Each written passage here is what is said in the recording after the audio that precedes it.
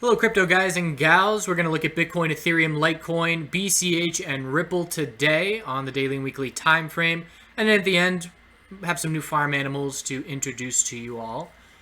And had a cool experience last night. I went to a show and saw Ott, which is a DJ. And I ran into someone. I'm back in Asheville right now at a wedding for a couple days. And I ran into someone from when I used to live here. And I actually did a video that day where I was wearing my new Ethereum sweatshirt, and I was, blown away that nobody in town was saying anything or recognizing what Ethereum was. And then finally, after a couple days, a guy was pushing a stroller, and he stopped me and said, "Hey, Ethereum," and we had a conversation. And he basically said, "I don't really know much about it. I'm just starting to research it." So I said to him, get a Coinbase account, and I'll send you 1 ETH. And I ended up doing that and had some very brief interaction with him through email. And he was in the front row of the show, and he stopped me, and I didn't recognize him, but he recognized me and mentioned TheChartGuys, and then I quickly remembered who he was in that interaction. So that was really cool to have that come back full swing and run into him again. Maybe he's watching, but let's go to Bitcoin. Bitcoin is a daily equilibrium, and the bears are just waiting for it. It was a very clear setup, and they just jumped right on it, and it was a very easy bearish entry with that top fishing play. So again, you make a bearish entry looking at key resistance, saying, all right, the bulls are a bit extended heading up to this resistance level. If we break the resistance, I stop out. And the closer the bulls get to that resistance level before you make your entry, the smaller the risk is. So it's the exact opposite of a bottom fishing play. And you can see just on the shorter term time frames, let's look at the 15-minute. As soon as the bulls made that push, the bears said, all right, we're coming out in full force and just crushing that move and ensuring that we're not going to break that resistance level anytime soon. So that gave us a big upper wick on the daily, and now we have a clear daily equilibrium setting up. So things are just getting tighter and tighter as we head into the weekend. And the video yesterday, I think I said the most likely scenario is a daily equilibrium through the weekend. And that was because, again, the bulls were extended heading to that resistance level. So resistance is 68.23 and now 67.87 on Coinbase. And it's pretty perfect timing because we have a new alert coming out for the alert system, and it's recognizing equilibrium setting up. It gives you the heads up for a potential equilibrium once we have 3 points with a high, a low, and a lower high, and then it tells you when that breaks. So we're just back testing that right now, and that's going to be added to the alert system. And when we do add alerts and things, obviously costs don't go up, so it's just an addition.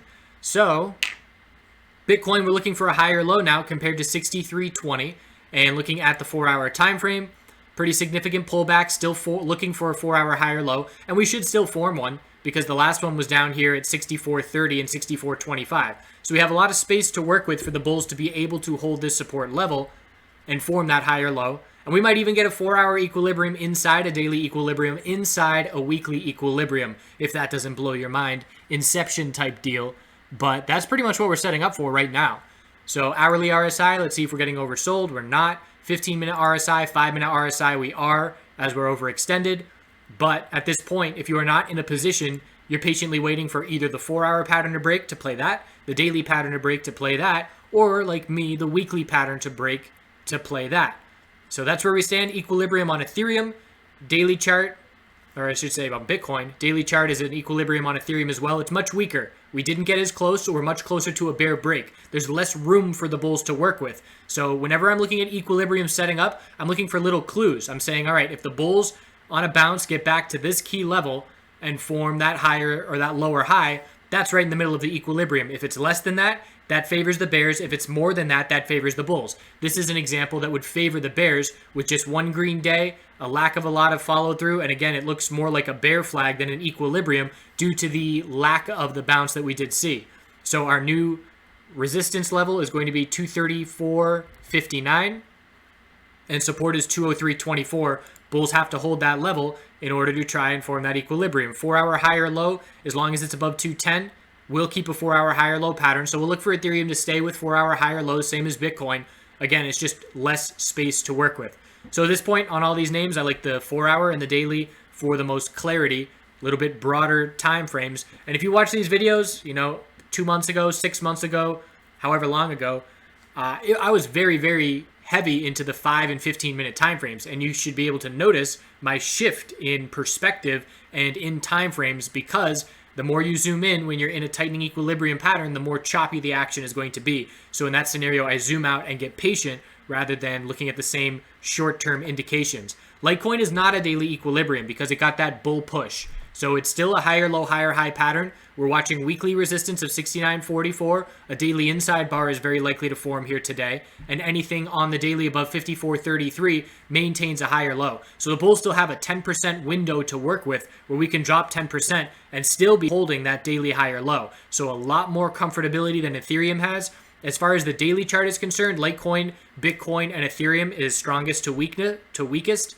And that's currently where we stand right now. So looking at the 4-hour time frame here, we're looking for a higher low. We did get a little inside bar. Actually, I would call this a break of the higher low because we consolidated, the bulls showed up, that's a lower high, and then we dropped down to a lower low. So we are clearly in consolidation mode on the 4-hour time frame, and we are going to watch to see how the daily inside bar breaks on Litecoin tomorrow. BCH on the daily time frame, also not an equilibrium due to the bull break we had, also a daily inside bar. So right now, Bitcoin and Ethereum are in this daily setup category with equilibriums, with Ethereum weaker, and Litecoin and BCH are in their own category because they each got the individual pump to change the daily momentum and shift that daily setup. So it's a daily inside bar forming today, low volume. We'll watch to see how this inside bar breaks tomorrow. And look at the exponential moving averages, trying to get a bull cross here for the first time. Last time we had a very brief bull cross in July, but it would be notable if the bulls could get a bull cross and keep the daily higher low pattern. Tons of space to work with. Anything above 425 keeps that higher low. We almost have 20% for the bulls to work with here. So they're just fine overall. 4-hour time frame compared to Litecoin. Same thing, I would say we lost. I mean, we didn't really lose the clear higher low. This is when it gets a little nitpicky and it's more my feel of, whether I say we lost the higher low pattern or not. But I would say we did not because we didn't have any clear consolidation. I would say this was a support level to be watching, 53.11, and that's because we dipped down and then the bulls showed up. Whereas all of these candlesticks are just higher lows. Inside bar bear break was a nice bear signal in the 4-hour time frame for BCH, and at this point 561 down to 528. That's a nice 5% pullback on that inside bar bear break signal. So bottom line is daily inside bar is what to be watching into tomorrow for both Litecoin and BCH. Ripple in comparison is in its own setup, and it's got multiple daily inside bars in a row now, and we're looking for a break tomorrow. Break of 512 is bearish, break of 552 is bullish, and looking at the 4-hour time frame for that tightening pattern, this is the equilibrium that is forming the daily inside bars. And it looks like we just formed a lower high, almost a double top, 552, 555. So the range right now is 5122 to 5524. So we'll see a break of this 4-hour pattern sometime, likely tomorrow, for that inside bar bear break or bull break. Maybe just channeled some future insight. But that's where we stand. So pretty simple on the daily time frames. Tightening up for Bitcoin. That's still going to be the one to watch into the weekend. And as we know, Bitcoin's weekly chart, if we lose the daily, if we break this, let's go through scenarios. If we break this daily inside bar bearish, or this equilibrium bearish on Bitcoin, we have a new lower high on the weekly. And that new lower high is 68.23. So that's something that we're keeping an eye out for. If we do break that equilibrium bearish, the bulls must hold 6,100. Because if we lose that level more convincingly this time, that's going to be a clear bear break to have us looking at 5,900 and 57.77. So ideal scenario for the bulls in the event of a bear break of the daily equilibrium is a fake out. It has to be a fake out. We have to see a bear break of 63.20 and then one of those instances of the bulls just showing right back up and seeing a 5% plus move to defend that support level. Because again, if we break that 63.20 level and break 61.06, that's going to shift the weekly percentage odds on which direction we're going to break significantly to the bears. So if we break the equilibrium bullish, it's still a daily higher low pattern and it will not have been lost at that point. So I will not call the 68 level our weekly lower high. It's still going to be 7,400 that we're looking to. So those are the two different setups on what we have heading into the weekend, and we'll see how it ends up playing out.